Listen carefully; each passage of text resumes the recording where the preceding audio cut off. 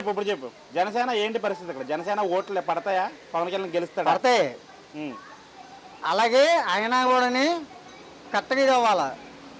కరెక్ట్గా అంటే ఏంటి? అందరికీ అందుబాటులో ఉండాలా. ఉమ్.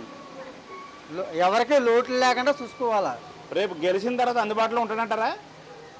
అనుకుంటారంటే మేమేం చెప్తాం, వాళ్ళు వచ్చిన తర్వాత వాళ్ళు ఏం చేస్తారు మాకేం తెస్తుంది. ఎవరు వచ్చినా ఆ. వాళ్ళు వచ్చిన తర్వాత నిలబెట్టుకోవాలి. అప్పుడు నమ్మకంగా మేము వేస్తున్నాం, ఉమ్. వాళ్ళు వచ్చిన తర్వాత నిలబెట్టుకోవాలి వాళ్ళు. ఉమ్. అది వాళ్ళు నిలబెట్టుకుంటే దాన్ని బట్టి మూమెంట్ ఉంటుందంట. అంతే. ఉమ్. ఒకటికి 100 సార్లు గుర్తారు. ఇప్పుడు అలా కాదు, జనసేన గెలుస్తుంది అంటున్నా, పవన్ కళ్యాణ్ అభిమానం అంటాం. వైసీపీ ఎందుకు రాదనుకుంటున్నాం? రాదు. ఎందుకు రాదనుకుంటున్నాం? ఎందుకంటే అంత దైత్యం అది. ఆ. ప్రతిదీ దైత్యం అది చేసే పని అంతా. ఆ.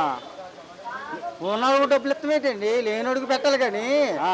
ఉన్నవాడికి తీసుకెళ్ళి పెడతాంటే ఏం చేస్తాడు? ఇప్పుడు మీరు బైక్ మెకానికర్ కదా, మీరు బైక్ మెకానికర్ కదా, అవునండి. ప్రభుత్వం నుంచి ఏమైనా లబ్ధి పొందారా? ప్రభుత్వం నుంచి ఏమైనా లబ్ధి పొందారా అంటున్నా. పొందలేదు ఏమైనా? ఇంతకుముందు నాయకులు కానీ వైసీపీ లీడర్లు కానీ అందరికి ఇచ్చారు. ముద్రగడ పరిస్థితి ఏంటి? ముద్రగడ